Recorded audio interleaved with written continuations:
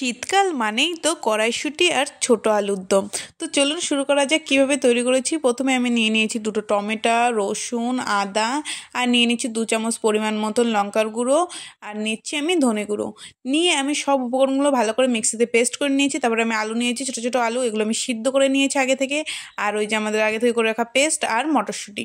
তো এরপর আমি কড়াইতে দিয়ে দিয়েছি তেজপাতা, আর দিচ্ছি আমি গরম মশলা। গরম মশলাতে এখানে আছে এলাচ, দারচিনি আর লবঙ্গ।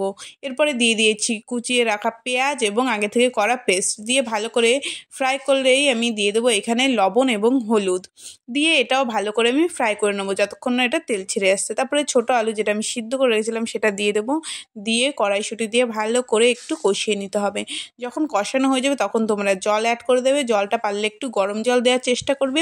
দিয়ে ফুটে আসলে কস্তুরি মেথি উপর দিয়ে ছড়িয়ে নামিয়ে দেবে। খেতে দুর্দান্ত হয়, অবশ্যই আপনারা এটি বাড়িতে ট্রাই করবেন।